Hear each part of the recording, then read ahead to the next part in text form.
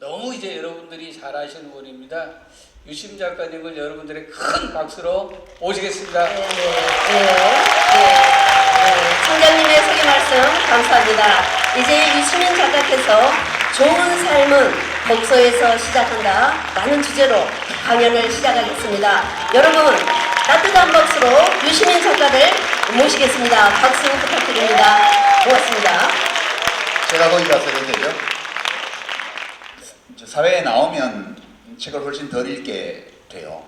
그러니까 우리나라에는 성인들 중에서 1년에 책을 한 권도 안 읽는 사람이 한 3분의 1 된다고 그러니까 좀 놀라운 일이기는 해요. 우리가 세종대왕을 생각하면 그러면 안 되겠죠. 근데 이제 오늘 전체 강연 주제는 좋은 삶, 독서 뭐 이런 건데 이제 너무 멋지게 제목을 붙인 것 같아요. 그래서 제가 좀 밑으로 좀 끌어내렸습니다. 끌어내려서 제가 준비한 주제는 책과 사귀는 어떤 방법, 이때 이제 어떤이라는 거는 여러 방법이 있는데 그 중에 하나, 이제 어떤 하나냐 하면 제가 하는 방식을 여러분에게 말씀드리려고 합니다. 이게 뭐 책을 대하는 유일하게 좋은 방식도 아니고요. 제일 좋은 방법도 물론 아닐 거예요. 책을 대하는 데는 여러 방법이 있는데 그 중에 하나니까 여러분들이 하는 참고로 해서 앞으로 책 읽는데 좀 활용하시면 좋겠다, 그런 소망만 말씀을 드립니다. 동고성에서 이 강연을 이끌고 있는데 이제 인문 연구 모임 이런 거죠. 인문학 공부 모임 뭐 그런 건데 제가 이런 인문학 연구 모임 분들은 오프라인에서 만나는 경우가 종종 있고요. 제가 이제 인문학 공부를 한 사람이니까 정반대의 모임들이 있습니다. 그러니까 어떤 모임이랄까요? 인간의 다양성을 보기 위해서는 두 군데 커뮤니티 게시판을 보면 대충 알 수 있어요. 첫 번째는 이 동고성과 같은 인문학 모임 이제 게시판이고요. 되게 한없이 진지하죠. 한없이 진지합니다. 재미없을 정도로. 정반대 되는 것은 저는 부동산 카페라고 생각해요. 부동산 카페 게시판에 가보면 엄청 활력이 넘치고요. 근데 약간 끔찍하죠. 너무 재밌고. 그럼 왜 우리 사회에는 옛날 같으면 오프라인에서 양쪽을 다 오가기가 어려운데 지금은 서핑하면 한꺼번에 다 가볼 수가 있죠. 제가 종종 재미삼아 그런 완전 성향이 다른 두 사이트를 가서 구경을 하거든요. 왜 그렇게 하냐 하면 그것이 우리 인간이 가지고 있는 기본적인 특성을 굉장히 잘 보여주는 데여서 그래요.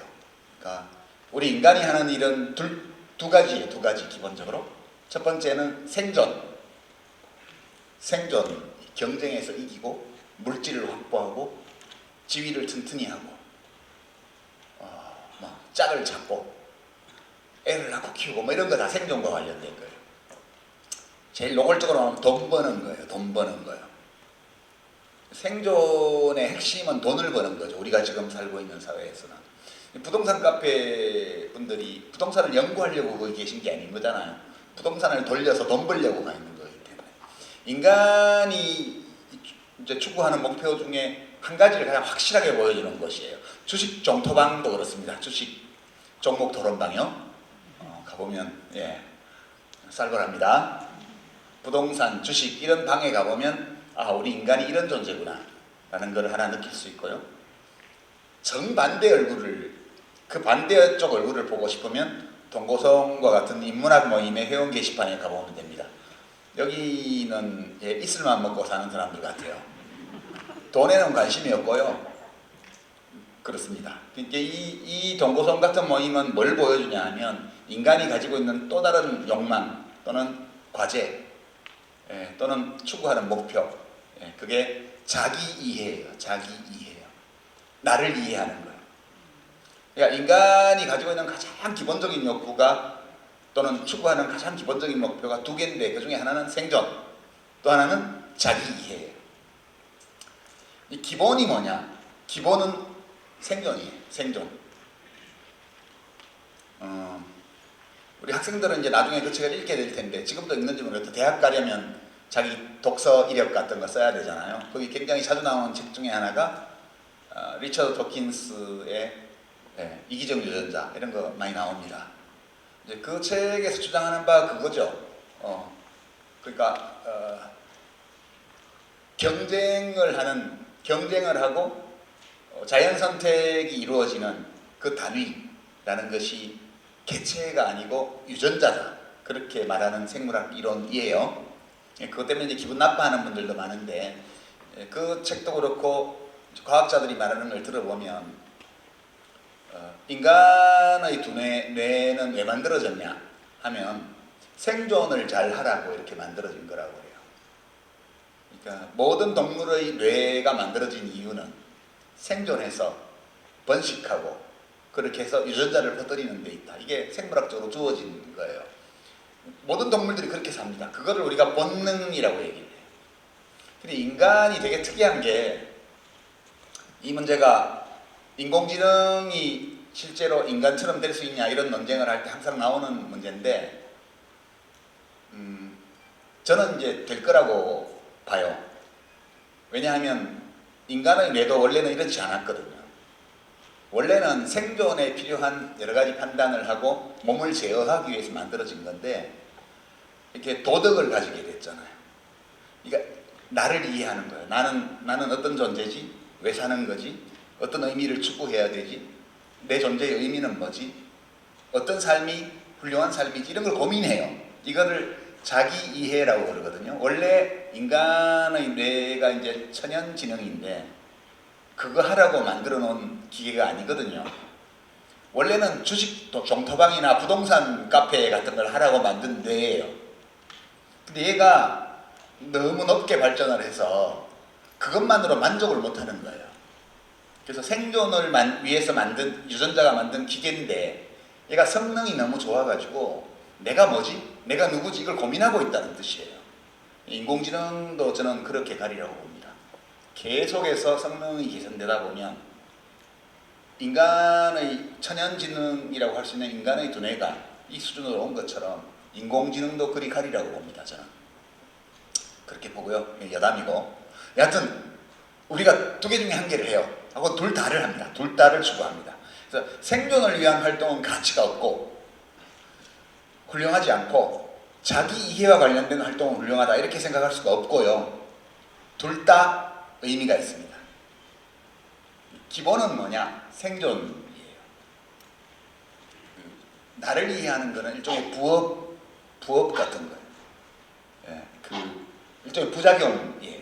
너무 높이 발전한 생존 기계에서 나타나는 부작용 증상, 이게 자기 이해라는 겁니다. 이게 대전제로 하고요. 이제 이 맥락에서 보면 둘 다를 잘해야죠. 우리가 생존도 잘 해야 되고요. 되게 뭐다? 생존 못하는 사람이 뭐다?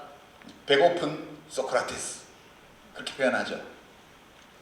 소크라테스 선생님은 생존을 못한 건 아니고요. 생존을 하셨는데 혼자만 잘 생존하시고 이제 부인한테 뭘 좀 많이 안 갖다 주셨나 봐요. 그래서 그런 것 때문에 문제가 좀 있었죠. 문제가 좀 있었는데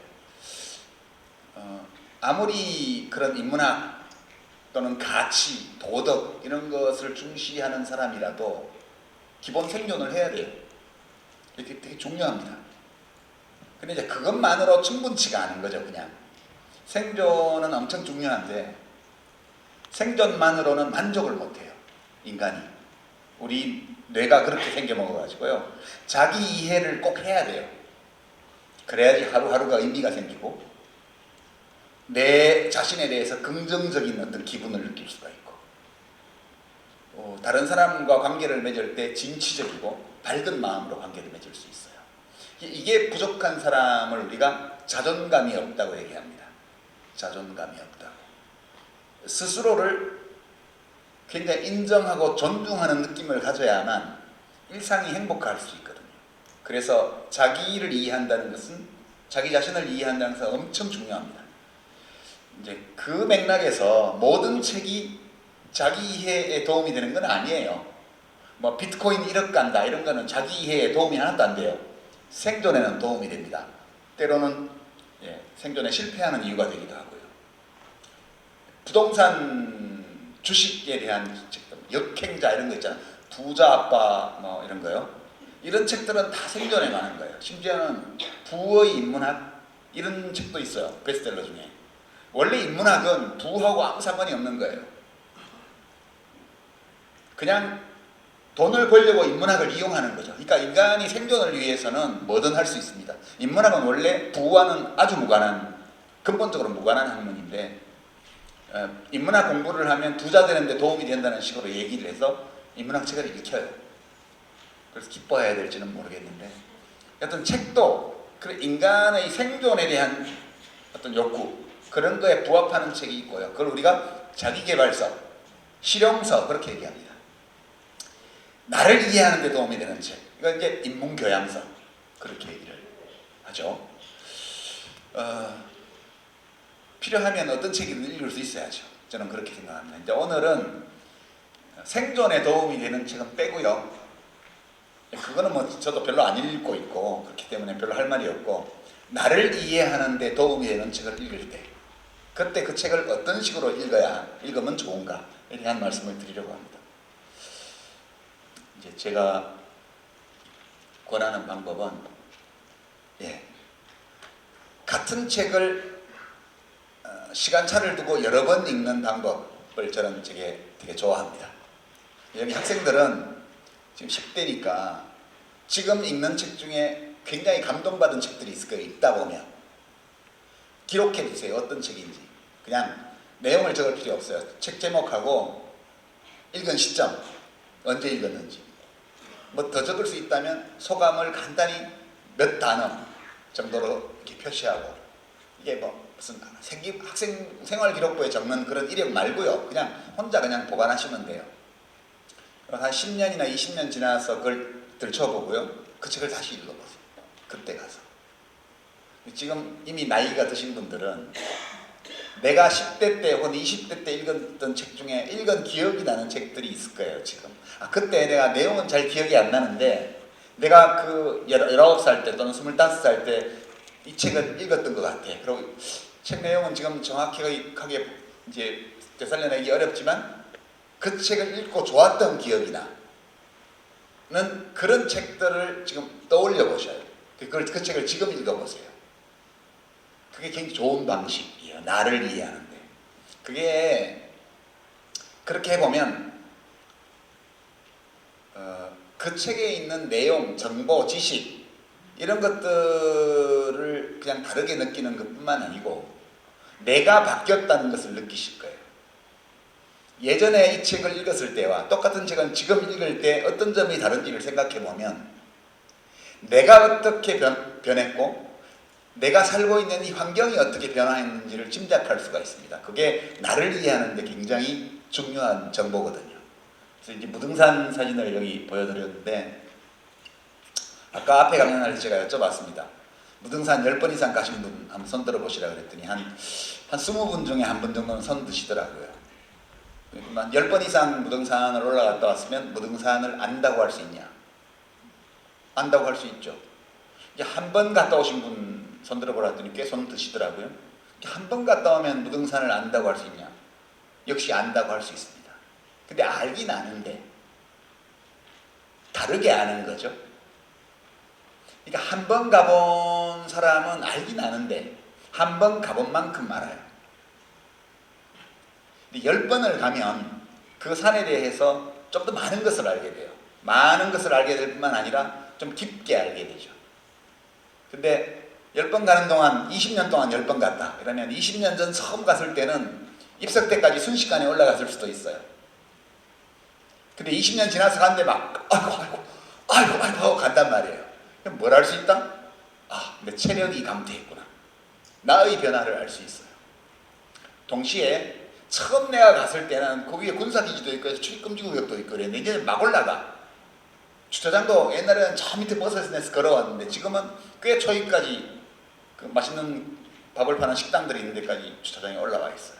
그런 차이를 또 알게 되죠. 그러니까 이 산이 어떻게 바뀌었는지를 좀 알 수 있습니다. 산이 변한 건 아니지만 산을 둘러싸고 있는 여러 것들이 바뀐 거죠.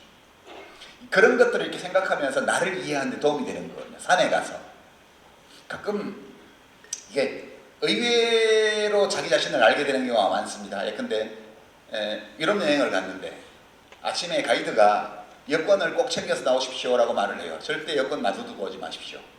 근데 알았어요 이렇게 했는데 버스를 탔어요. 그래서 공항으로 막 가는데 어머 여권이 없는 거예요. 누군가가 여권이 없어요 가방에. 그럼 그분이 뭐라 그러냐 하면 내가 이런 사람이 아닌데 여권이 없을 리 없으라고 얘기를 해요. 그렇게 차를 세우고 갓길에 트렁크를 열어서 꺼내서 열어가지고 그 안에 뒤지다 보면 여권이 나와요. 어디선가. 그래서 이제 다 같이 박수를 치고 다시 차를 타고 갑니다. 내가 이런 사람이 아닌데 라고 얘기해요. 또 옆에서 누가 뭐라 그러는 줄 아세요? 좋은 일이에요. 그래서 여행은 자기를 발견하러 가는 거라잖아요. 자기를 발견하는 거예요. 예전에는 총기가 있을 때는 훨씬 젊어서 여행을 다닐 때는 그런 일이 없어요. 아침에 나올 때 여권 확인을 안 한 거죠. 그 가방에 있다고 생각하고 휴대용 가방에 있다고 생각하고 실제로는 트렁크 안에 들어있는 짐 속에 있는데 나를 발견하는 거예요. 그래서 여행은 뭐 하러 간다? 나를 발견하러 간다. 이거는 굉장히 웃기는 얘기지만 산에 올라가도 마찬가지예요. 근데 책은 좀 다릅니다. 책은 다시 읽어보면요 예전에 읽었을 때보다 훨씬 좋아지는 경우가 대부분이에요. 느낌이. 왜냐하면 산에 올라갈 때 체력은 20대 때 최고도로 올랐다가 50대가 되면 많이 떨어지죠. 근데 이 데이터를 해석하는 능력 이런 것들은 50대까지 계속 발전합니다. 독해력이 그러니까 기억력은 떨어졌지만 독해력은 훨씬 넓어졌고요. 높아졌고요. 그리고 관련된 정보를 20년 전보다 내가 훨씬 많이 알아요. 그래서 자기 자신의 변화를 여러 면에서 알 수 있습니다. 그리고 그 텍스트도 훨씬 더 잘 이해하게 돼요. 그러니까 텍스트는 우리말로 번역할 수가 없어요. 그냥 그 외래어를 쓰자고요. 텍스트는 뭐냐 하면 해석이 필요한 모든 것 텍스트입니다. 그러니까 문자로 쓰여진 것만 텍스트가 아니고요. 저 사진 같은 것도 다 텍스트입니다. 도시의 공간, 길, 지명 이런 게 다 텍스트예요. 텍스트는 해석을 해야 됩니다. 영화, 사진 이런 거 다 텍스트예요. 그래서 평론가가 있는 거죠. 영화 평론가, 예술 평론가가 있는 이유가 뭐냐 하면 모든 텍스트는 해석이 필요하기 때문에. 해석을 할 때 뭘 가지고 해석하냐 하면 컨텍스트를 가지고 해석해요. 그러니까 텍스트 자체에는 없는 정보인데 그 텍스트의 의미를 이해하는 데 도움이 되는 또는 그 텍스트를 이해하는 데 필요한 모든 정보 그걸 콘텍스트라고 그럽니다. 우리말로 번역할 때는 맥락, 배경 지식 그런 걸로 옮기는데 딱 맞는 우리말이 없습니다. 그래서 그냥 텍스트, 컨텍스트 이렇게 표현합니다. 텍스트는 해석이 필요한 모든 것, 컨텍스트는 그 텍스트를 해석하는 데 도움이 되는 모든 것이 컨텍스트예요. 책은 텍스트거든요. 책을 해석하려면, 책에 있는 텍스트를 해석하려면 컨텍스트가 있어야 돼요. 컨텍스트가 빈약하면 텍스트 자체가 전해주는 것밖에 못 봐요. 근데 컨텍스트에 대해서 정보가 많으면 그 텍스트 자체가 전하는 것을 넘어서 더 많은 것을 볼 수 있고 그 책을 쓴 사람하고 교감할 수가 있습니다. 이게 제가 책 읽는 방식이에요. 책을 거듭 읽어보면 훨씬 더 많은 게 보여요. 그래서 뭐 옛날 말에 남아수독 오고서 남자는 모름지기 5수레의 책을 읽어야 된다. 이게 옛날 말이죠, 그죠? 그때는 양이 중요했어요. 그때는 그 글을 아는 사람이 별로 많지 않고 한문을 쓰던 시대니까 어떤 책을 내가 읽었냐 안 읽었냐로 우열을 결정할 수가 있었어요. 많이 읽는 것이 엄청 중요한 때였어요. 지금은 그렇지 않죠. 지금은 정보 통신혁명의 시대예요. 정보는 널려 있습니다. 많이 읽는다는 것이 별로 중요하지 않아요. 지금은 어떤 텍스트에서 얼마큼 풍성하게 내가 뭔가를 끌어낼 수 있는가 그 능력이 훨씬 중요한 시대거든요. 그래서 무등산만 하더라도 우선 무등산을 알려면, 느끼려면, 즐기려면 여러 번 올라가 봐야 돼요. 그리고 무등산을 둘러싸고 있는 콘텍스트를 가지고 있어요. 가지고 있을수록 좋다는 거예요. 그 점을 말씀드리기 위해서 이 사진을 가져왔고요. 제가 이제 원래 여기 강연을 올 때 동고성에 우리 황 선배가 뭐 청춘의 독서 가지고 강의해 주면 좋겠다. 처음에 그렇게 말을 꺼내가지고 제가 이 주제를 준비를 하게 됐습니다. 청춘의 독서가 2009년도에 제가 낸 책인데요. 저도 이 생각을 못하고 있다가 저 책을 쓸 때, 아니 저 책을 쓰는 과정에서 이걸 알게 된 게 아니고요. 이 생각을 하게 되어서 저 책을 쓰게 됐어요. 그러니까 제가 2008년도에 이제 실업자가 됐거든요. 2008년도 5월 말에 이제 17대 국회 국회의원 임기가 종료되어서 이제 백수가 됐습니다. 이제 저는 백수가 돼도 작가는 이게 뭐 면허증도 필요 없고 그 정년도 없고 그렇잖아요. 그러니까 글만 쓸 수 있으면 누구나 작가를 할 수 있으니까 중국 소설가 위화라는 소설가가 그 써놓은 글을 보면 그렇게 나오더라고요. 왜 소설가가 됐냐?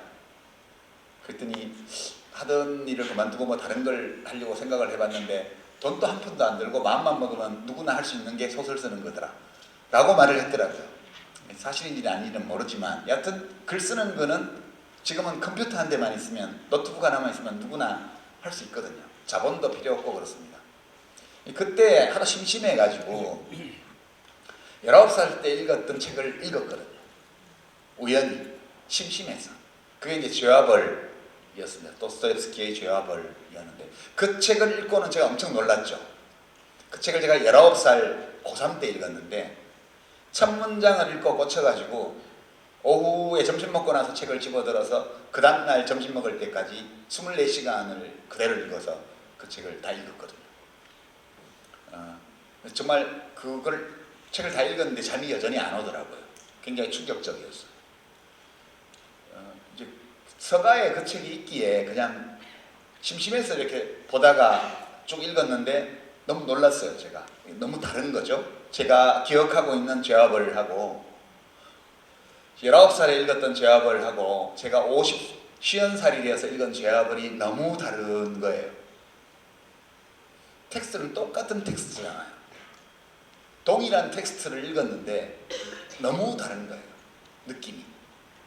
그리고 너무 다르게 내용이 보이는 거예요. 여기 이런 내용이 있었단 말이야? 여기 이런 인물이 나온단 말이야? 왜 나는 이 인물이 나온 걸 기억 못했지? 이런 느낌이 들었어요. 그래서 제가 생각을 해보니까 19살 때의 저하고 50살 먹은 저하고 여러 차이가 있는데 제일 큰 차이는 콘텍스트의 차이였어요. 그때는 러시아의 역사를 모르고 읽었어요. 러시아 역사가 어떤 역사인지 모르고 도스토옙스키의 그 책을 읽었어요. 근데 50살이 되었을 때는 옛날에 뭐 우리도 혁명을 해보겠다고 해갖고 러시아 혁명사도 읽고 뭐 온갖 거 다 읽으면서 러시아의 역사를 알게 되었잖아요. 그 러시아의 역사에 대한 정보를 깔고 그 소설을 읽으니까 완전 다르게 보이는 거죠. 그래서 콘텍스트가 달라지면 정말 다르구나. 그리고 제 자신이 또 바뀌었죠. 19살의 저와 50살의 저는 여러 면에서 다르죠. 이미 생물학적으로도 다르고. 그래서 내 자신이 달라진 점이 있고 내가 이 소설 텍스트를 이해하는 데 필요한 콘텍스트를 아는 수준이 달라지니까 이 텍스트가 완전 다르게 해석이 되는구나. 그렇게 느꼈습니다. 그래서 이 책만 그런가? 그래서 톨스토이 전쟁과 평화도 다시 읽어보고요. 소설 몇 권을 다시 읽었습니다. 그리고 인문서도 몇 권을 또 읽어봤죠. 그래서 한 달 동안 여러 책을 뒤적거렸는데 결론이 내가 기억하는 이 책과 지금 읽는 이 책이 너무나 다르다. 예, 그 얘기를 하다가 어떤 출판사에서 일하는 후배하고 얘기를 하다가 이 책을 쓰게 됐습니다. 거기서 계약서를 쓰고요. 그러니까 제가 읽는 방식 이렇게 해보니까 되게 좋더라고요. 제가 푸시킨이라는 러시아 시인이 있죠. 그분이 딱 소설을 한 편밖에 안 썼거든요. 그러니까 아주 대단한 러시아의 시인인데 러시아 문학의 거의 모든 장르에서 엄청난 작품을 남긴 분이세요. 푸시킨이. 이런 이발소나 이렇게 가면 식당에 가면 많이 걸려 있잖아요. 이렇게 뭐 삶이 너를 속일지라도 슬퍼하거나 너의 말 이런 거 식구 유명한 푸시킨의 식구입니다. 그거는 사실은 러시아에서는 알려진 식구가 아니에요. 주한 러시아 대사님이 어떤 분이 오셨을 때 인터뷰할 때 보니까 어떤 기자가 그거 물어보니까 자기 되게 놀랐다고. 그 러시아에서는 그 문장 그 시 모른다고. 그게 한국에서 엄청나게 그렇게 널리 알려져 있다는 사실에 대해서 제가 엄청 놀랐다고 그러더라고요. 그 시는 푸시킨이 애인이 되게 많았잖아요, 어렸을 때. 그래서 저기 어디 남러시아 이렇게 너무 좀 과격해하고 베체르부르크는 못 들어오고 변방으로 막 돌 때 거기 어떤 귀족 딸한테 선물하는 앨범에 적어준 식기라고 그러더라고요.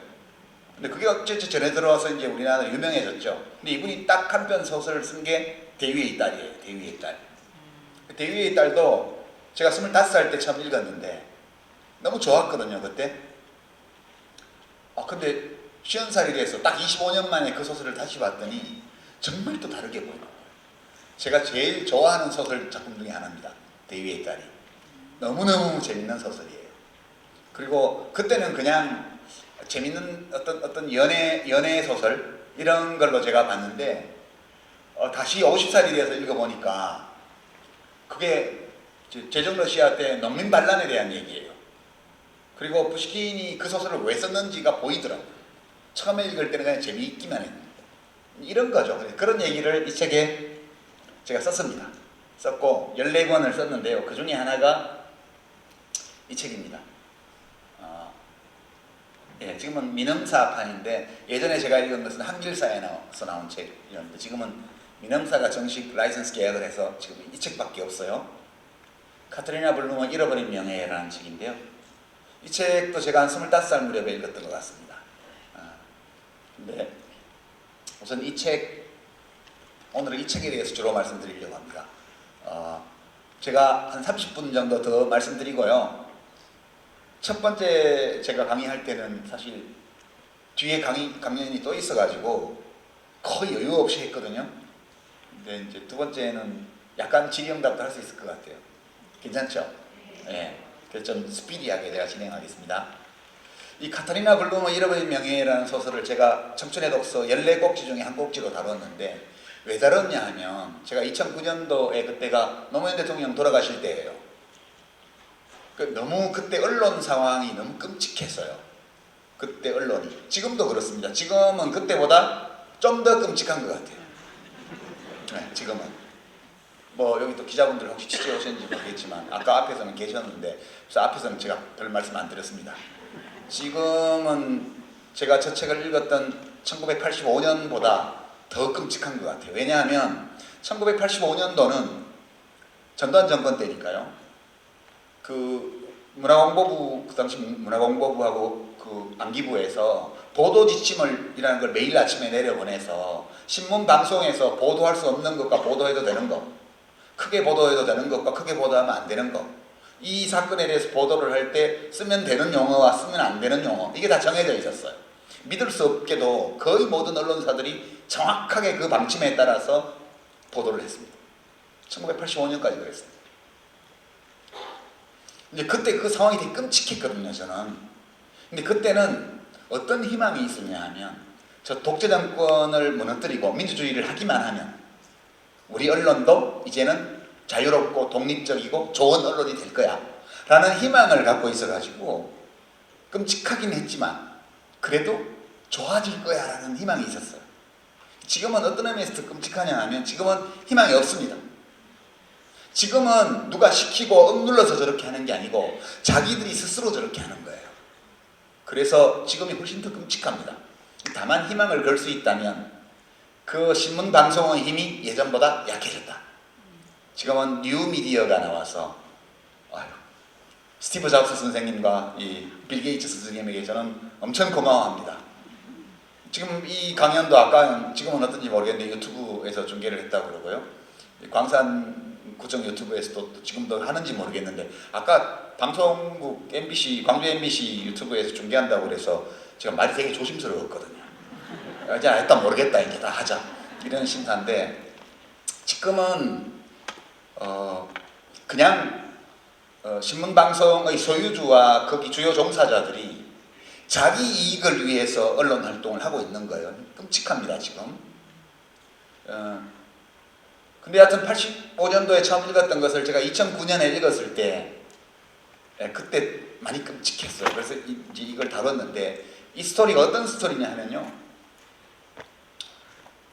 이 소설을 쓴 하인리히 벨이라는 우리나라에서는 별로 사람들이 잘 알지 못하는 소설가예요. 이분이 1972년 노벨 문학상 수상자입니다. 그 2년 후인가 또 독일 작가가 받았죠. 여러분 다 아실 거예요. 귄터 그라스, 양철북, 그죠? 양철북 되게 좋아해요. 영화도 나와가지고 흥행 잘 됐거든요. 근데 하인리히 벨의 카타리나 블룸의 잃어버린 명예는 우리나라에서 개봉도 안 됐어요. 귄터 그라스가 훨씬 유명합니다. 똑같이 노벨상을 받았는데 거의 동시대 인물이고. 근데 귄터 그라스 소설은 어렵거든요. 여러분 양철북 재밌어요? 오스카가 맨날 잘하지도 않으면서 북치고 다니고 날 때도 감자밭에서 이상하게 애가 나고 되게 어려운 소설이에요. 귄터 그라스는. 통일되고 나서 나온 광야 같은 소설도 되게 어려워요. 반면에 벨은 소설이 되게 쉬워요. 무슨 말을 하는지 금방금방 알아들을 수 있습니다. 그런 소설가고요. 이제 요거 나중에 보고요. 자, 이 소설 스토리를 제가 간략히 소개하면 이 소설을 읽으신 분이 별로 안 계실 것 같아서 제가 아주 그냥 속성으로 소설을 소개하겠습니다. 이게 1976년에 나온 1974년 가을인가에 나온 소설이에요. 하인리히 벨이라는 분이 1972년 11월 달에 노벨 문학상 수상자로 선정이 되었고요. 약 2년 후에 이 소설을 발표를 했습니다. 이 소설 내용을 보면 이 보고서처럼 날짜가 다 나와요. 소설 안에. 1974년 2월 20일 저녁에 카타리나 블룸이라는 여자가 아는 사람이 한 댄스 파티에 갔다가 루드비히 괴텐이라는 남자를 만나서 그 남자하고 저녁 내 춤만 추다가 자기 아파트에 데리고 와서 같이 사랑을 나눕니다. 여기까지는 연애 소설 같죠. 아주 그냥 재밌습니다. 근데 이 카타리나 블룸이라는 이게 성이죠. 패밀리 네임입니다. 블룸은 꽃이라는 뜻이에요. 꽃 정확하게 꽃은 아니지만 독일어로 블루메가 꽃이거든요. 그 뒤에 이 하나를 띈 거예요. 블룸.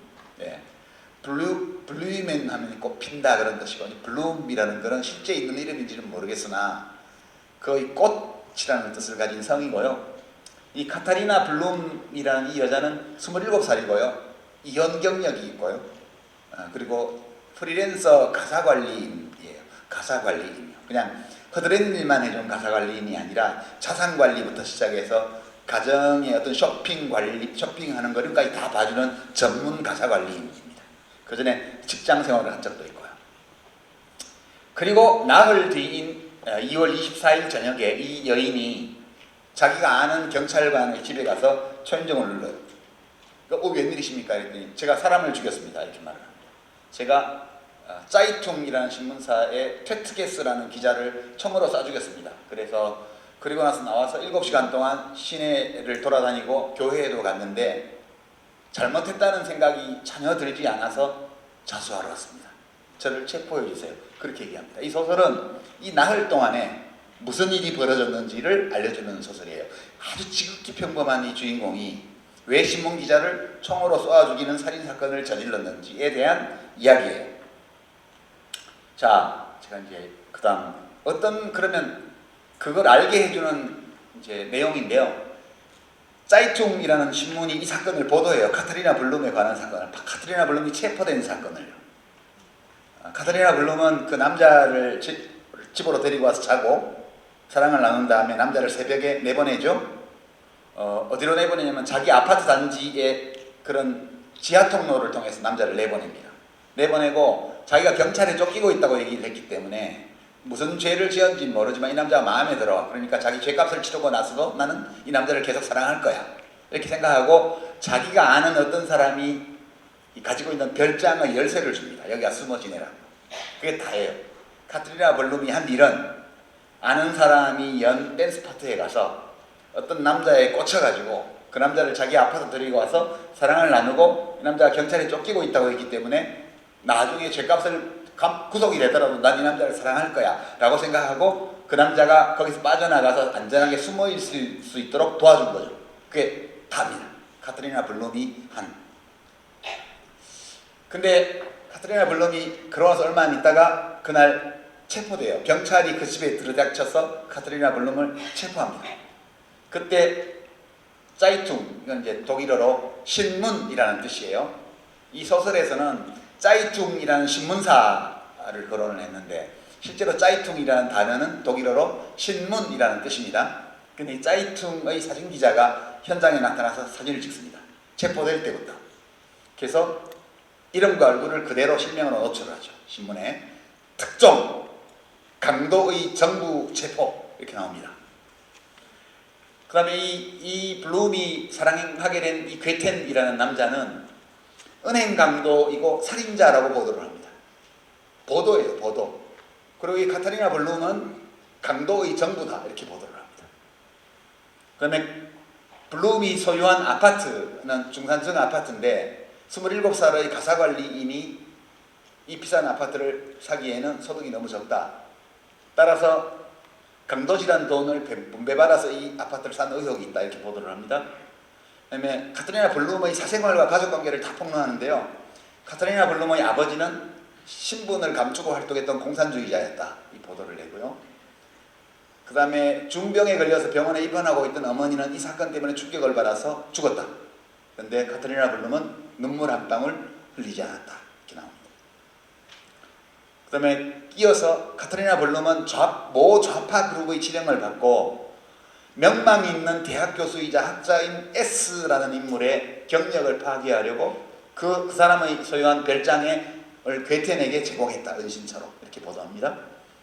그 다음에 이 아파트 구입 자금을 살펴봤더니 융자를 받아서 산 거더라. 근데 이 융자를 알선해 준 사람이 변호사인데 이 사람은 좌파다. 이 좌파 변호사의 와이프는 이름이 트루데인데 대학생 시절에 빨갱이 트루데라는 별명이 있을 정도로 극렬한 공산당이었다 이렇게 보도를 합니다. 이 두 부부가 이 카타리나 블룸이 살인 강도인 은행 강도인 괴텐을 도피시키는데 지원한 의혹이 있다. 규명해야 된다 이렇게 보도를 하죠.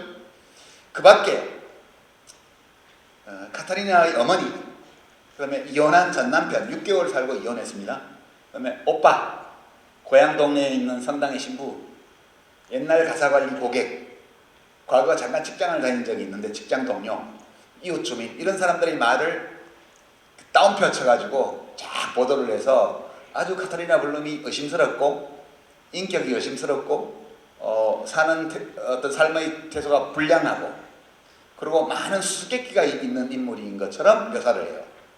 자, 그렇게 나흘 동안 이 보도가 이어졌습니다.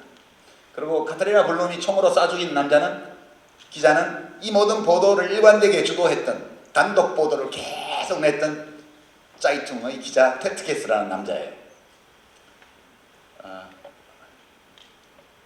블룸이 살인을 할지 모르겠다는 무슨 행동이든 할 것 같다는 복선 이런 게 소설에 쭉 나오는데요. 제가 읽으면서 결정적 장면 두 가지입니다. 이 첫 번째 장면은 카타리나가 경찰서에서 조사를 받을 때 그 독일은 좀 인권 선진국이어서 신문을 다 볼 수 있어요.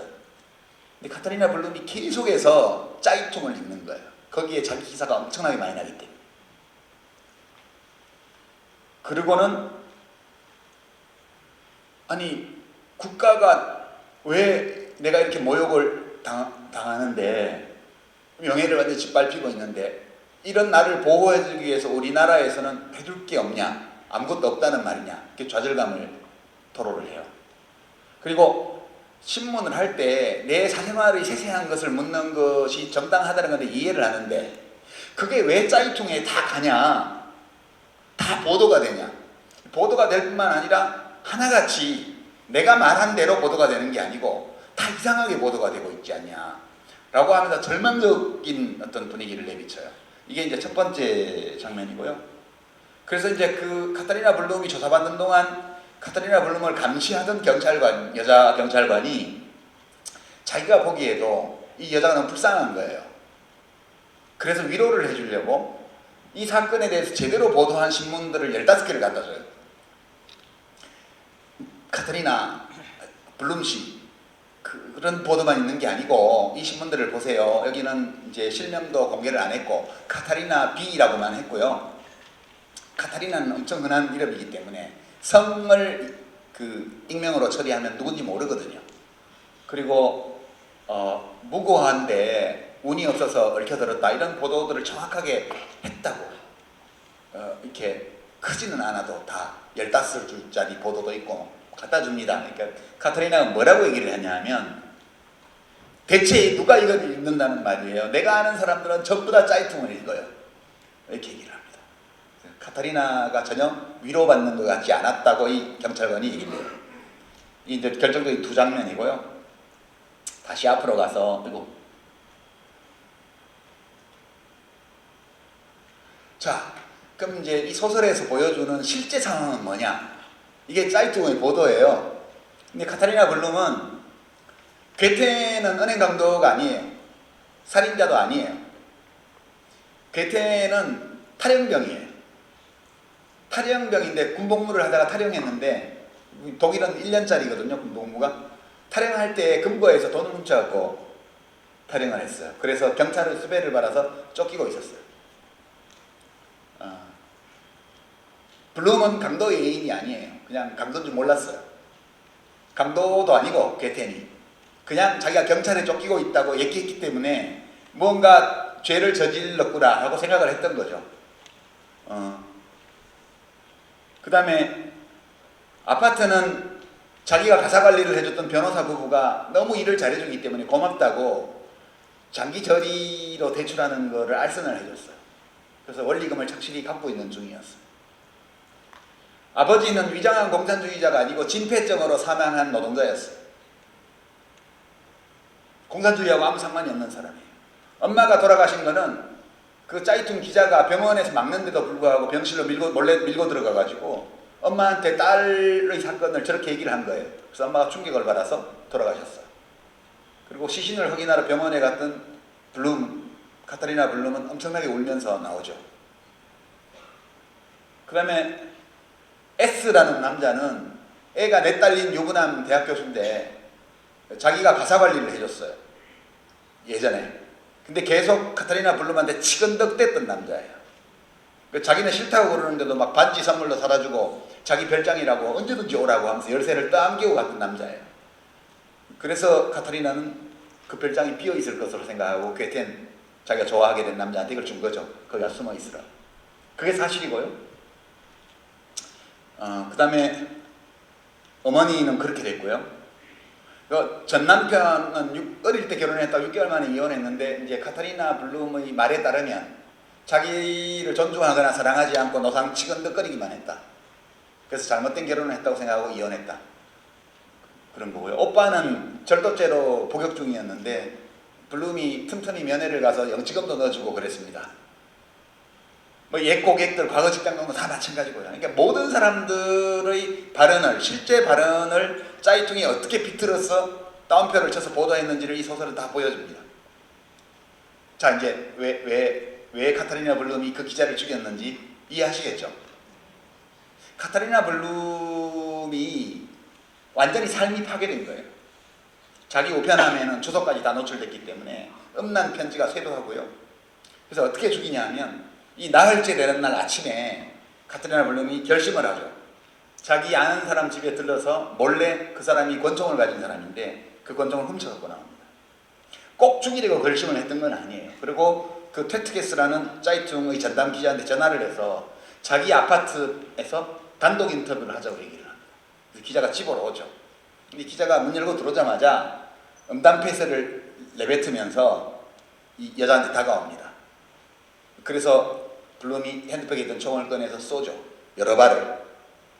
그리고 그 기자는 나한테 왜 이래 이런 표정으로 잠깐 카타리나 블룸을 보다가 죽습니다.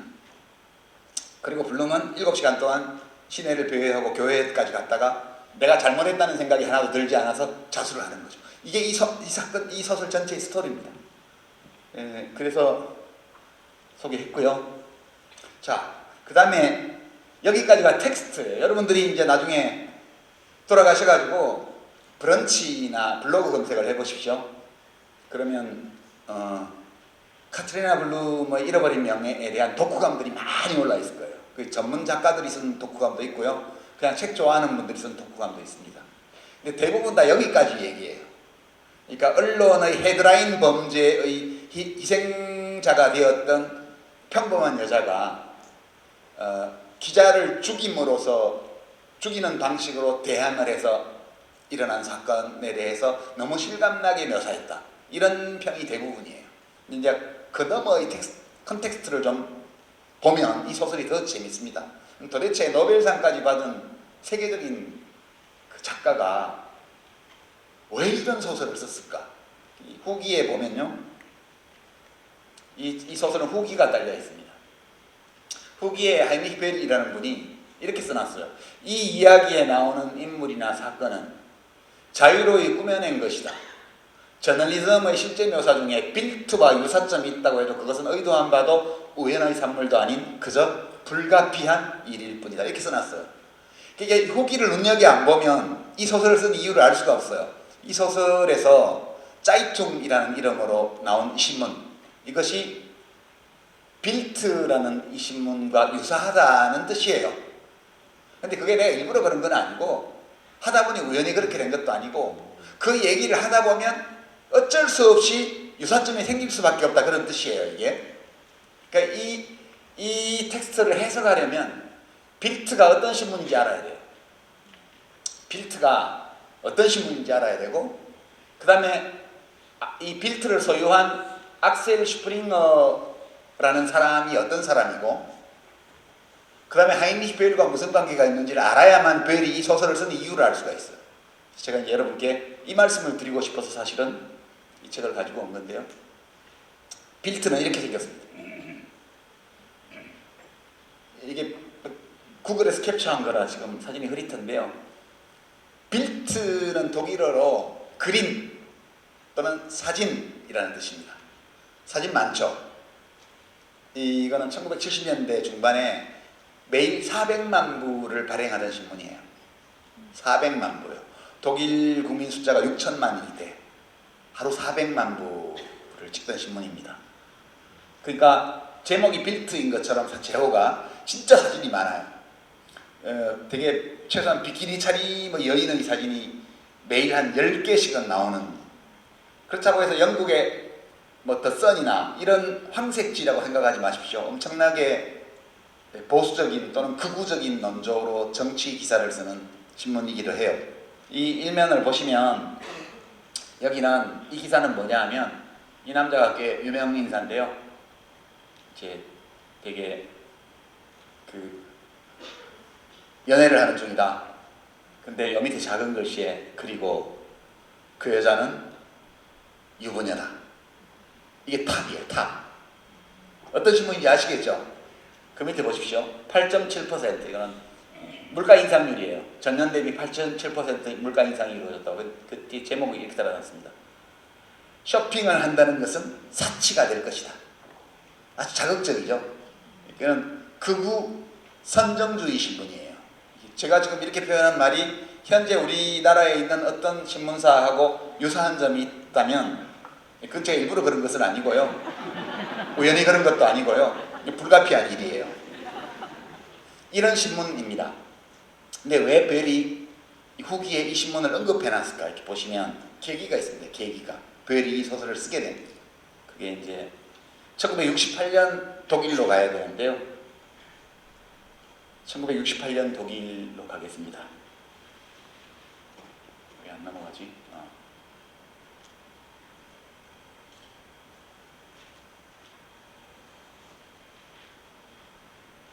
이게 이 소설의 컨텍스트인데요.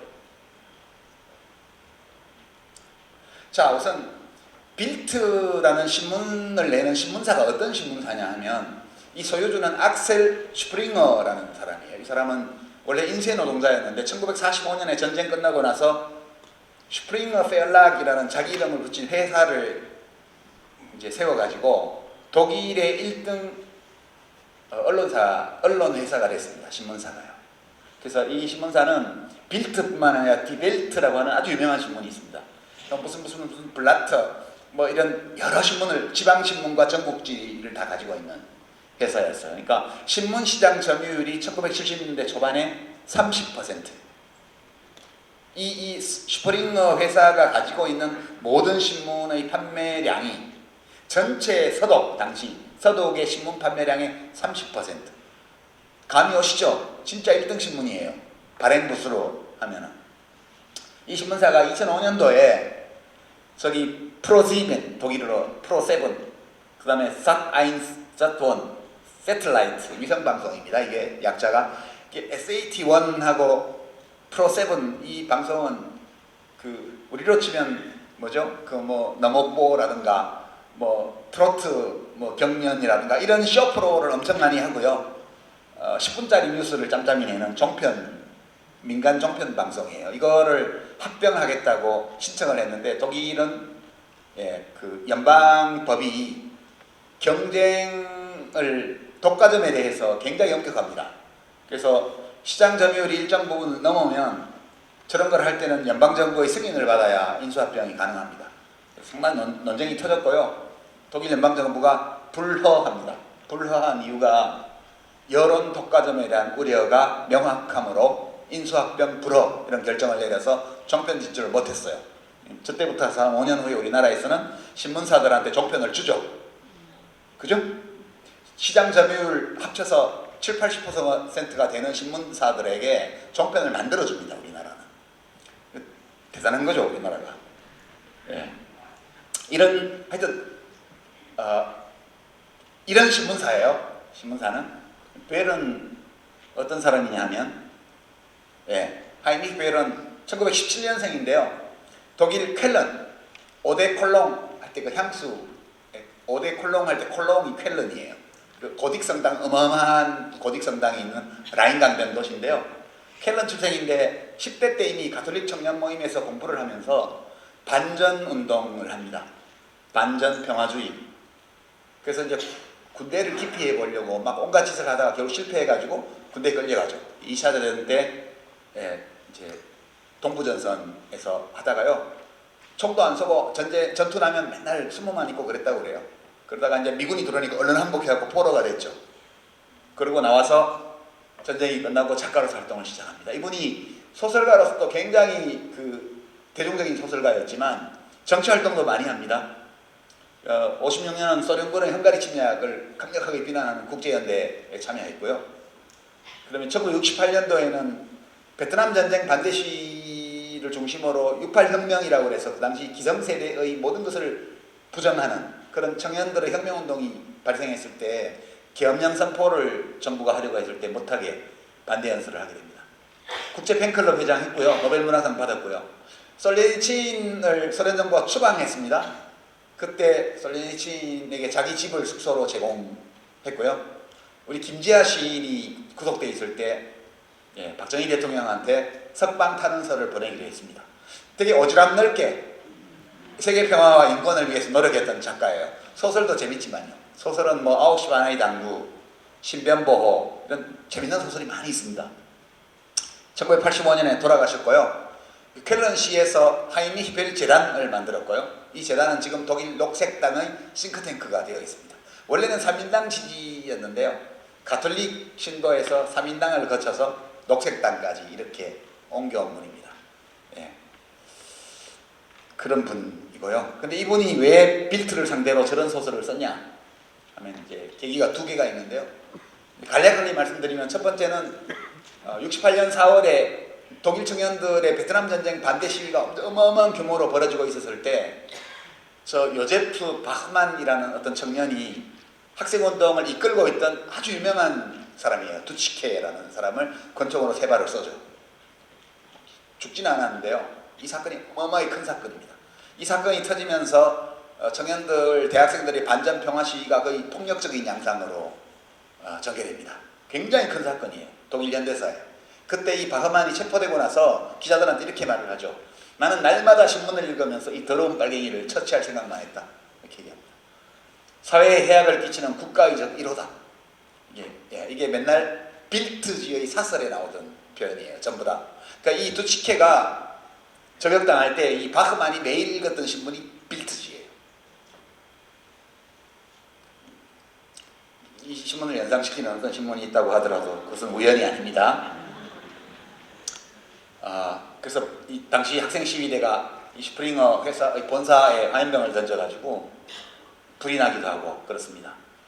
그리고 반전 시위를 미국 언론도 반전 시위를 공산당 조정받는 거라고 하지는 않았는데 이 슈프링어가 소유한 모든 신문들이 이 대학생들이 베트남전 반대 시위를 공산당과 동독의 조종을 받는 시위라고 보도를 했습니다. 이게 이제 첫 번째 계기였고요. 두 번째는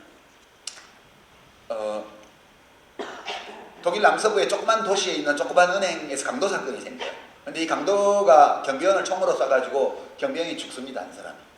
근데 빌트가 이 강도 사건이 그 당시 테러를 일삼고 있던 좌익 테러 단체, 적군파, 독일 적군파예요. 이게 RAF로 쓰죠.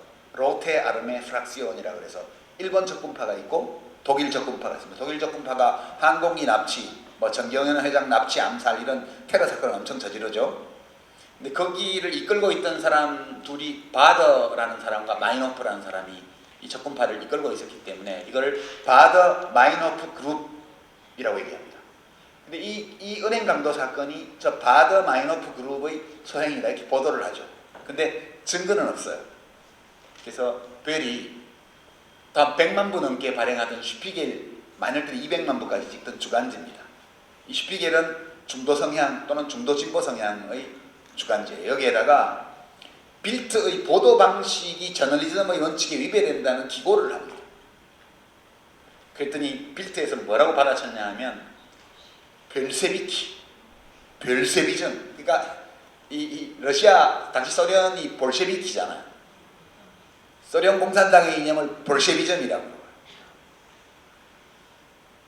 벨을 지목해서 볼셰비즘, 볼셰비키 그렇게 모욕하는 보도를 냅니다. 적군파의 친구다 이런 신조어를 많이 만들어내죠. 벨 가족은 테러 협박에 시달려서 경찰에 신변보호를 요청하게 되고요. 그 다음에 그 시점에서 하노버라는 도시에 독일 중부에 있는 도시인데 여기 하노버 공대의 어떤 교수가 바더 마이노프 그룹한테 숙식 제공했다는 혐의로 경찰에 수사를 받습니다. 그러면서 이 사람 사생활이 다 노출돼요. 이 소설에서 묘사한 것처럼 모든 사생활이 노출됩니다. 이 교수의. 그래서 엄청 협박에 시달리고 온 가족의 삶이 파괴되고 사생활이 다 까발려집니다. 전부 다. 좋은 거 나쁜 거 할 거 없이. 근데 나중에 이 브리크너 교수는 무혐의가 됩니다. 아무 죄도 없었어요. 그 브리크너 교수가 이 혐의로 불려가서 조사를 받을 때 조사실에서 간 모든 얘기들이 다 새나갑니다. 그래서 이 소설 카트리나 블룸의 잃어버린 명예에 이제 기록한 조사실에서 나온 이야기들이 짜이통으로 흘러나가서 왜곡된 형태로 일일이 보도되는 이 모든 것들이 이 사건에서 다 드러나요. 벨도 가택수색을 당합니다. 그리고 나서 74년 가을에 이 범죄 신문의 헤드라인 범죄를 고발할 목적으로 벨이 이 소설을 발표를 하는 거죠. 소설이 그 나라에서 제일 힘이 센 언론사하고 싸우는 무기로 쓰인 거예요. 그냥 이거는 단순히 언론의 헤드라인이 범죄를 일으킬 수 있다는 범죄적인 행위가 될 수 있고 그로 인해서 또 다른 범죄가 야기될 수 있다는 것을 소설로 그린 게 아니고요. 빌트라는 극우 신문이 이와 같은 범죄를 날마다 저지르고 있다는 것을 이야기한 소설입니다. 컨텍스트를 보면 이 소설은 그 목적으로 만든 텍스트예요. 근데 이제 별로 이걸 주목하는 분들은 없더라고요. 자, 이렇게 이제 제가 소개를 했고 이제 결론을 좀 말씀드리겠습니다. 제가 이 소설을 이제 25살에 읽었고 50살에 읽었어요. 그리고 이번에 강연 준비하는 과정에서 다시 또 봤습니다. 그러니까 이제 3번 읽은 거죠, 3번. 물론 이제 2009년도에 이 책을 쓸 때는 그 여러 번 읽었죠, 그때 책 쓰기 위해서. 근데 그걸 다 합쳐서 한 번으로 치면 제가 처음 읽고 25년이 지나서 두 번째 읽고, 그리고 15년이 다시 지나서 세 번째 읽었거든요. 세 번 다 다른 거예요, 느낌이. 그러니까 이제 그 느낌을 제가 말씀드리면서 우리가 책을 대할 때는 읽은 책의 숫자를 늘리는 것도 의미가 있지만, 의미가 있는 책, 내가 한때 어떤 느낌이 있었던, 나한테 느낌이 있었던 어떤 책, 어떤 장르의 책이든 상관없이요, 그것을 일정 시간을 두고 반복해서 읽을 때 내 자신의 변화와 내가 살고 있는 사회적 환경의 변화를 이해하는 데 무척 도움이 된다, 그 얘기를 하고 싶어서 여러분도 책을 그런 식으로 읽어보시라고 제가 모두에, 우리 학생들은 지금 읽는 책을 기록해 두고요, 어른들은 어렸을 때 읽었던 책 중에 기억나는 것을 지금 다시 읽어보시라는 거예요. 그러면 나를 이해하는 데 도움이 돼요. 무엇보다도 저는 지금 이제 이 책을 세 번째 읽으면서 첫 번째와 두 번째와 세 번째 비교해 봤어요. 그때 이 책을 읽었을 때 내가 어떤 느낌이었는지, 그리고 그때 내가 왜 그런 느낌을 가졌는지 이렇게 생각해 봤어요. 첫 번째는 부러웠죠. 처음에 읽었을 때는 85년도에는 부러웠죠. 저기는 최소한 정부에서 보도 지침을 내리는 사회는 아니잖아요. 그러니까 부럽다. 빌트는 저랬지만 그렇지 않은 신문들도 많잖아. 독일이 부러웠어요, 저는. 그리고 동시에 우리도 독재를 타도하고 민주주의를 하기만 하면 독일처럼 그렇게 자유로운 언론, 좋은 언론이 생길 거야 라고 생각했어요. 한편으로 희망이 있었죠. 두 번째 읽었을 때 2009년도에는 거의 절망적이었어요. 2009년도는 민주화가 이루어진 지 오래됐잖아요. 근데 제가 저 책을 쓰고 있는 동안에 그 노무현 대통령에 대한 검찰 수사가 계속 진행되면서 언론에 그것이 날마다 중계방송될 때예요. 민주화가 되면 좋은 언론이 생길 줄 알았는데 안 생기는 거예요. 한때 그런 소망을 담아서 시민들이 참여해서 만든 한겨레 신문까지도 아닌 거예요. 저널리즘의 준칙을 지키지 않는 거예요. 검사들과의 정보거래, 이 소설의 묘사에는 그대로 벌어지고 있는 거예요. 모든 신문들이. 그래서 좀 굉장히 암담했습니다. 그런 기분으로 두 번째 읽었고요. 이번에 읽으면서는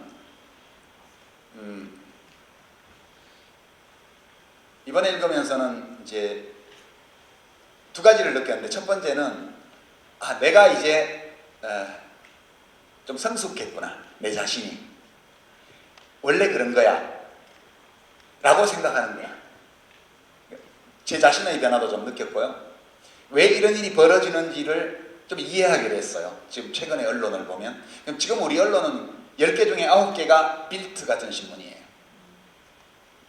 극우적이고요, 저널리즘의 기본을 지키지 않아요. 그리고 정치적 목적을 그 자체가 가지고 있고요, 저 슈프링어가 그랬던 것처럼 극우적인 정치적 목표를 추구하고 있고요. 그리고 권력기관인 검찰과 정보 거래를 합니다. 그걸 하지 않는 언론이 거의 없어요. 넉넉하게 봐도 10개 중에 1개 정도 뭐 그렇게 봐줄 수 있고요. 신문방송이 공영방송을 제외하면 방송까지 포함해서 다 그렇게 되어 있는 환경에서 지금 살고 있죠. 그런 환경의 변화도 좀 느꼈고요. 그리고 이제 내가 이제 포기할 줄 아는구나, 내가 그 점도 좀 느꼈습니다. 그래서 안 되는 일에 매달리기보다는, 그러니까 올드 미디어, 신문방송, 그러니까 사적 소유자가 있는 어떤 사람들의 사적 소유물인 신문방송에 이제 그들 자신이 자신의 이익과 자신의 신념을 위해서 보도를 하는 그런 미디어가 되었어요. 거기서 바뀔 가능성이 없어요. 그래서 이거는 포기하는 게 맞다는 생각을 하게 됐어요. 그러면 포기하면 절망이니까, 그럼 어디에 희망이 있느냐? 뉴미디어에 희망을 걸자. 그래서 저는 예전 같으면 신문사의 문화부 기자를 만나서 뭐라고 얘기를 하거나 또는 방송의 책 프로그램 같은 걸 만들어 보자고 방송국에 얘기를 하거나 그랬을 거예요. 지금은 제가 그냥 유튜브에서 책 방송을 하죠. 개인 미디어가 가능해졌잖아요. 이제는 더 이상 신문사 방송국 편집국에 편지를 보내거나 이메일을 보내거나 이렇게 안 해도 돼요. 그리고 언론의 기존 올드미디어의 90% 이상이 빌트처럼 되어 있는데도 우리 사회가 타락하지 않았어요. 저는 그렇게 봅니다. 겉보기에는 그 흙탕물이 흘러가기 때문에 세상이 혼탁해져 보이지만 거기 휘둘리지 않아요. 끌려가긴 하지만 일정한 비율로 끌려가는 시민들이 있긴 하지만 반 이상이 끌려가지는 않잖아요. 그렇게 이상한 정보들이 저렇게 돌아다니는데도 버티고 있잖아요. 그래서 결국 과학기술의 발전 덕분에 이 올드미디어의 시대가 저물고 있구나. 사적 소유물인 언론기업이 공적인 역할을 제대로 하지 못하면 사회가 망가지지만 지금은 다른 미디어들이 나와서 그 결함을 상당 부분 교정하고 있구나. 그런 희망을 또한 느끼고 있죠. 그러니까 저는 저 자신의 언론에 대한 인식, 사고방식 이런 것들이 이 한 35년 동안에 어떻게 변해왔는지를 세 차례 이 책을 읽으면서 제가 느끼거든요. 그런 이게 뭐 꼭 좋은지는 모르겠어요. 그러나 이렇게 같은 책을 읽으면서 내가 왜 다르게 느끼지를 계속 생각하는 과정에서 내 자신이 어떻게 변화해왔고 내가 살고 있는 이 사회의 환경이 어떻게 변화하고 있다는 것을 좀 더 알 수 있게 되었다고 생각해요. 제가 청춘의 독서에 수록한 다른 책들도 다 마찬가지입니다. 여러분들도 여러분들이 좋아하는 책을 가지고 그렇게 한번 해보시기를 권해드립니다. 이게 우리 자기 자신을 이해할 때 책을 활용하는 저 나름의 방법이니까 한번 참고삼아 테스트를 해보시면 괜찮은지 어쩔지 아실 수 있을 것 같아요. 여기까지 제 말씀 마치고 질의응답 시간을 잠깐 갖도록 하겠습니다. 고맙습니다.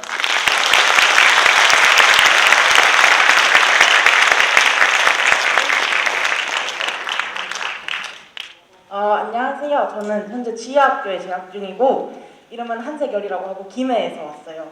그리고 공교육 나이로는 고3입니다. 그래서 이제 곧 제가 이제 사회에 나갈 어떤 준비를 하고 있는 그런 단계인데 저희 학교에서는 고2까지는 그런 입시 공부를 하나도 안 시켜요. 그리고 나서 고3에서 이제 너네가 대학에 갈 거라면 이런 공부를 해라. 하고 열심히 이제 저희 머릿속에 넣어준단 말이에요. 그래서 제가 되게 뭐 사회, 역사, 과학 다양한 것들을 지금 머리에 넣고 있는데 이 역사를 공부하다가 드는 생각이 사회가 점점 혁명의 주기가 짧아지는구나. 그리고 혁명은 거의 늘 젊은 층, 어떤 기성세대 아래 혹은 기성세대가 되기 전 단계 그런 층의 사람들이 주도하는구나. 그래서 그렇다면 말씀을 조금만 천천히 네, 죄송합니다. 그래서 어쨌든 그렇다면 나도 뭔가 혁명을 해야 되는 세대가 곧 되는데 이 혁명이라는 건 나 혼자가 할 수 없는 거잖아요. 여러 사람들이 해야 되고 그러면 그런 사람들 마음속에 어떤 혁명의 불씨가 있어야 되지 않을까? 그래서 그런 생각을 제가 이제 뭐 사회에 대해서 잘 모르고 해본 그런 일이 있었어요. 그런데 또 이제 요즘 사회에 대해 생각을 해보자면 너무 많은 것들이 어떤 사람들의 자기 이해에 대한 것을 좀 장막을 쳐서 가리고 있지 않을까? 그러니까 요새는 미디어 회사 이런 것도 되게 발전하고 인플루언서들도 굉장히 많고 다 자기 나름대로 생존의 길을 찾는 그런 시대잖아요. 근데 그럼 그런 사람들의 생존을 위한 어떤 몸부림이 다른 사람들의 자기 이해에 대한 것을 방해하고 있는 굉장히 모순적인 사회라는 생각이 들었거든요. 그래서 그렇다면 이런 상황에서 뭔가 혁명이라는 거에 대해서 생각을 하기 위해서는 어떤 책을 읽는 게 가장 좋을까? 예.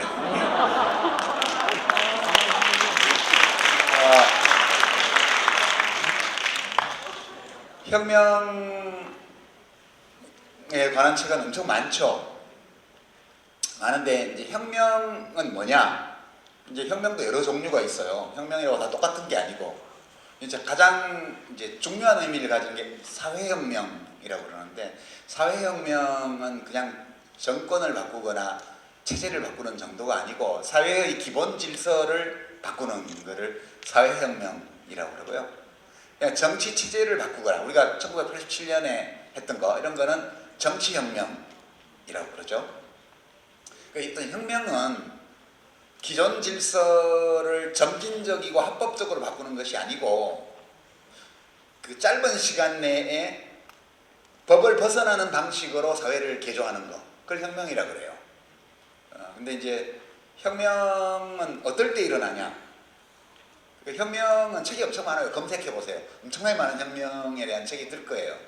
혁명은 이제 그런 거다 이렇게 규정을 하고 나면 어떨 때 혁명이 일어나냐 하면 이제 되게 이거는 헤롤드 라스키라는 어떤 그 정치가 겸 사회운동가가 한 말인데요. 제가 이것도 한 24살에 읽었는데 책 제목은 기억이 안 나요. 국가 뭐 어쩌고 하는 책이었는데 꽤 인상적이어서 지금도 남아있는데 언제 혁명이 일어나냐 하면 그것이 어떤 혁명이든 세 가지 조건이 충족되면 혁명이 일어날 가능성이 많아요.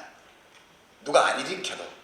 첫째, 사회에 세상에 심각한 문제가 있다는 것을 모두가 알고 있을 때. 그러니까 일부만 알고 있어서는 혁명이 안 일어나요. 심각한 문제가 있다는 사실을 널리 인식하고 있을 때 대중이. 두 번째, 기존의 사회를 이끌어가는 기성의 세력들이 이 문제를 해결할 의지나 능력이 없음이 증명되었을 때. 이 두 번째 조건이 충족이 안 되면 지금 나라 운영하는 사람 보고 계속 이렇게 해주세요, 저렇게 해주세요 이렇게 해요. 혁명을 하는 게 아니고. 이 두 번째 조건은 사회를 이끌고 있는 기존의 이 권력 집단이 이 문제를 해결할 의지도 능력도 없음이 증명되었을 때. 세 번째는 세상을 바꾸기 위해서 폭력을 제외한 모든 수단을 다 행사했음이 증명되었을 때. 이 세 가지 조건이 다 충족되었을 때 혁명이 일어난다는 거예요. 사례를 보면. 그러니까 사회를 바꿔야 돼라는 생각은 누구나 자유롭게 해도 돼요. 무슨 공산주의 혁명을 꿈꾸든 무슨 생태주의 혁명을 꿈꾸든 그건 각자의 자유예요. 그 혁명에 대한 어떤 소망이라는 것은 자기 자신이 인간을, 사회를, 나를 어떻게 이해하느냐에 달린 거거든요. 그렇기 때문에 그거는 각자가 다르게 생각할 수 있어요. 근데 어떤 혁명이든 기존의 질서를 근본적으로 뒤집어 엎는, 그것도 비합법적인 방식으로 단시간에 뒤집어 엎는 변화, 이것이 일어나려면 그 세 가지 조건이 다 충족돼야 된다는 거예요. 실제 프랑스 대혁명이나 러시아 혁명이나 혹은 뭐 우리나라의 그 6월 혁명이라든가 이런 걸 보면 이 세 가지 조건이 거의 다 충족됐을 때예요. 그러니까 기억하시겠지만 지금 청년들은 잘 모를지 몰라도 언제 1987년에를 돌이켜보면 언제 사람들이 분개했냐 그리고 나서야 된다고 결심했냐 하면 4월 13일이에요. 전두환 대통령이 텔레비전에 딱 나타나셔가지고 지금부터 개헌 논의를 허용하지 않겠습니다. 이랬을 때 4.13 호헌선언이에요. 그게 그 전까지 개헌 추진 100만인 서명운동이니 1000만인 서명운동이니 하면서 그 당시 신민당이 장애 집회를 열어나가던 그 시기였거든요. 그때까지만 해도 평화적이고 합법적으로 하려고 사람들이 다 노력했어요. 근데 4.13 호헌선언이 나오고부터는 더 이상 사람들이 첫째, 지금의 시스템은 심각한 문제가 있다는 것을 다 인식했고요. 그리고 전두환이 그것을 해결하려는 의지가 전혀 없다는 것이 증명되었죠. 그리고 4.13 호헌선언이 나올 때까지 평화적으로 해볼 수 있는 모든 수단을 다 동원했다. 더 이상 없다. 이렇게 된 거죠. 그 조건에서 우리가 그 박종철 씨 고문 치사 사건의 이 가리워졌던 그런 진실이 폭로되고 그렇게 하면 사람들이 이제 짱돌을 들기 시작한 거죠. 화염병을 들기 시작. 제가 그때 기억하는데 막 돌 던지고 화염병 던져도 말리는 시민들이 없었어요. 처음에는 좀 말렸는데. 그러니까 그게 그때 이제 대중들이 바랬던 것은 그냥 민주주의를 했으면 이 소망이었기 때문에 이제 딱 꺼진 거예요. 그냥 직선제를 받아들이니까 그냥 거기서 끝난 거죠. 그런 거고요. 만약 우리 국민들이 사유재산 제도를 폐지해야 돼. 이런 확신을 가지고 있었으면 거기서 안 멈췄죠. 결국 혁명은 사람들이 원하는 것이 이루어지는 거고요. 그것도 다수의 압도적인 다수의 사람들이 원하는 것이 이루어지는 건데 그 원하는 것이 압도적인 다수가 원하더라도 이루어지기 위해서는 앞에서 제가 말씀드린 세 가지 정도의 조건이 충족될 때에만 가능성이 생긴다. 이제 혁명과 개혁, 리폼과 레볼루션은 두 개 중에 어느 것이 좋다거나 어느 것을 고를 수 있다 이런 게 아니에요. 끝없이 개혁을 해야 돼요. 리폼, 개혁을 야금야금 계속하면 혁명이 안 일어나요. 아무리 일으키고 싶어도. 모든 개혁이 다 막혔을 때 모든 사람들이 개혁을 원하고 개혁을 바라고 개혁을 하기 위한 모든 수단을 다 행사했는데도 불구하고 그 모든 것이 막혔다고 생각할 때 혁명이 터지는 거거든요. 일으키려고 하지 마세요. 예, 우리는 열심히 개혁하는 것이고요. 예, 그 개혁이 불법적이고 폭력적인 수단으로 막히면 그때는 누가 선동하지 않아도 혁명적 정세가 조성됩니다. 지금은 그런 거 아니에요. 지금은 4년만 더 지나면 지나갑니다. 네. 네, 질의응답 감사합니다. 네, 시간이 좀 많이 지체된 관계로 좀 짧게 질의하시고 답변 부탁드립니다. 예, 두 번째 질의. 예, 손 번쩍 들어주세요. 학생들한테 계속 우선권을 드릴까요? 네, 그러죠. 네, 마이크 전달 좀 해주십시오. 근데 선생님들이 저렇게 학생이 혁명에 대해서 고민하게 내버려 두시면 되나? 안녕하세요. 저는 지금 지혜학교에서 4학년 편입생으로 들어온 정서윤이라고 하는데요. 저는 지금까지 일반 학교에서 공교육, 나라에서 지원해주는 공교육을 받으며 자랐는데 그 공교육에서 굉장히 많은 상처를 받았어요. 어른들이 말하는 이제 너가 커서 뭐 어떤 걸 하려면은 일단 공부를 잘해서 좋은 대학을 가야 한다 하는 그런 인식을 머리에 세뇌를 시켜주는 거예요. 근데 저는 그게 왜 그런 거지 하고 생각을 하고 전 굉장히 그게 상처를 많이 받았어요. 그걸로. 그래서 이제 내가 원하는 걸로 공부를 해서 그 미래를 꿈꾸고 싶다 생각을 해서 이 대안학교에 왔는데요. 유시민 쌤은 그 대안학교를 어떻게 생각하시는지 궁금합니다. 돌고 돌아 아주 일반적인 질문으로 돌아왔습니다. 대안학교요. 글쎄요. 근데 저는 이제 사실은 그런 차이를 잘 모르겠어요. 그러니까 우리 현대사를 이렇게 보면 학교 교육이 훌륭했기 때문에 우리나라가 이 정도 훌륭해졌나? 이렇게 물으면 학교 교육이 훌륭했기 때문에 우리나라가 이 정도 됐다. 아니 고전에 우리나라가 훌륭한가? 한 사회로서. 이거 제가 예전에 한 십몇 년 전에는 강연 다니면 되게 시장조사 많이 했거든요. 그러니까 이제 1, 2, 3, 4로 해서 대한민국에 태어난 거 완전 대박이야. 우리나라 진짜 최고야. 이거 하고 두 번째 괜찮아. 이 정도면 괜찮아. 뭐 대박까지는 아니지만 이 정도면 운이 좋은 거야. 세 번째는 이 정도면 좀 운이 좀 좋은 건 아니지. 그러니까 이제 1번이 베리굿이라면 2번은 not bad, 3번은 not good, 4번은 망했어. 헬조선, 이생망 이런 거예요. 그 여러분 시장조사 한번 해볼게요. 이런 대박이야 여기 태어나서 진짜 나는 운이 좋아. 2번은 그럭저럭 괜찮은 것 같아 이 정도면. 3번은 운이 없는 편이야. 4번은 망했어. 한번 시장조사 해볼까요? 1번 한번 손 들어보세요. 네. 4번 한번 손 들어보세요. 망했어. 네. 2번 한번 손 들어보세요. 이 정도면 괜찮은 편이야. 3번 좀 운 나쁜 편이야. 네. 최근에 와서 3번이 좀 늘었네. 제가 한 2, 3년 전에 이거 강연 다니면서 시장조사 해보면 압도적으로 2번이었거든요. 2번, 3번이 지금 비슷해요. 그때는 참석자 중에서 거의 7, 80%가 2번에 손을 들었습니다.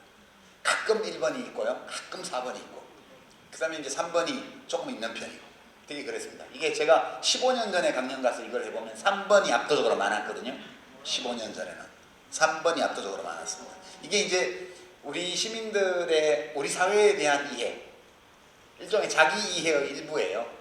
그런 거라고 보는데 대체로 보면 2번, 3번이 압도적이죠. 1, 4번도 좀 있긴 하지만 그럼 이제 좀 괜찮은 편이에요 우리나라가. 근데 요 정도라도 된 게 왜냐하면 반세기 전에 제가 10살 무렵에 그때는 우리나라 1인당 GDP가 100달러 정도밖에 안 됐거든요. 그때 우리나라는 뭐 전체 한 200여 개 유엔 회원국 중에서 한 190등쯤 하는 나라였죠. 독재, 정치적으로는 독재였고요. 그렇습니다. 그러니까 이만큼 좋아진 거 적어도 4번, 3번이나 4번에 다 손들었을 거예요 옛날에는. 그게 2번, 3번이 이제 대세가 되는 데까지 왔잖아요. 이제 여기에 여기까지 오는데 우리나라 학교 교육이 훌륭했기 때문이다라고 생각하시는 분 한번 손 들어보세요. 두 번째, 학교 교육은 훌륭하지 않았으나 어쨌든 사회는 훌륭해졌다. 손 들어보시죠. 그렇죠? 좀 더 적극적으로 학교 교육은 엉망이었음에도 불구하고 사회가 좋아졌다. 손 들어보시죠. 그렇죠? 두 번째, 세 번째가 많죠. 이게 우리의 공감대예요. 제가 이제 그렇기 때문에 어떻게 교육하나 비슷한 거 아닐까? 저는 그렇게 생각해요. 좋은 교육이 이루어지면 그 덕분에 사람들이 훌륭해지고 사회도 훌륭해져요. 그러나 좋지 않은 교육을 해도 사람들은 훌륭해지더라고요. 저는 제가 중고등학교 때 받은 교육이 훌륭했다고 생각하지 않습니다. 정말 요즘 더글로리가 인기 끌고 나서 교사폭력을 고발하는 글들이 많이 오르는데요. 정말 심각했죠. 저희가 다닐 때만 해도. 거의 뭐라고 해야 될까요? 거의 동물농장 수준으로 두들겨 팼습니다.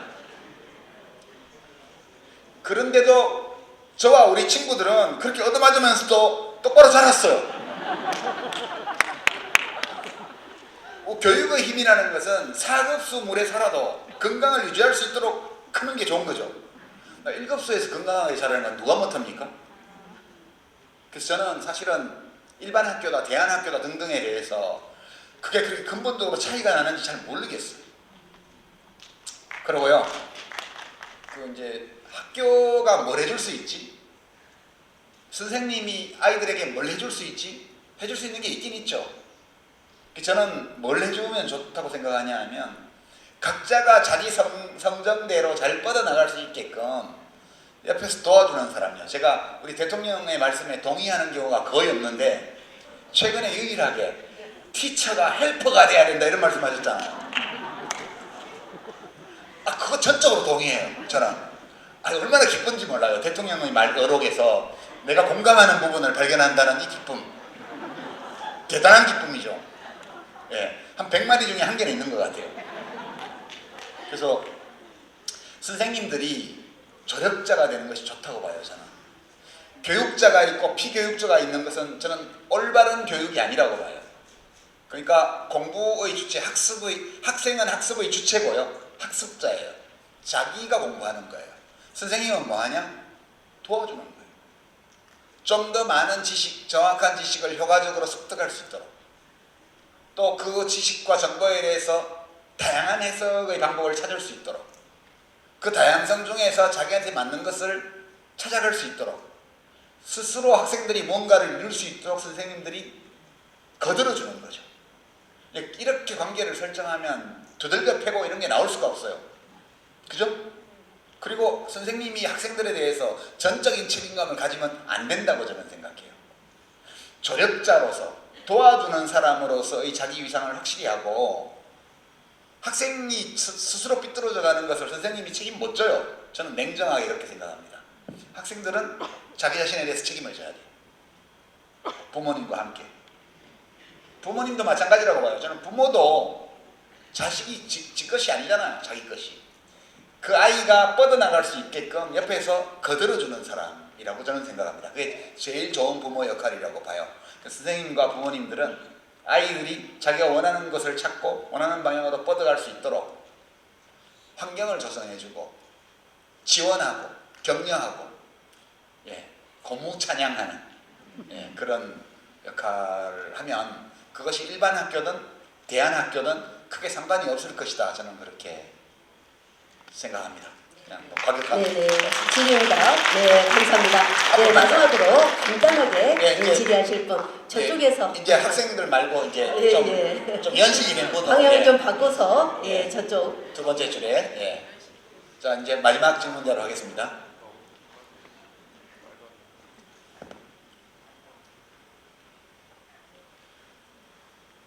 아, 예. 이거 빌려드릴까요?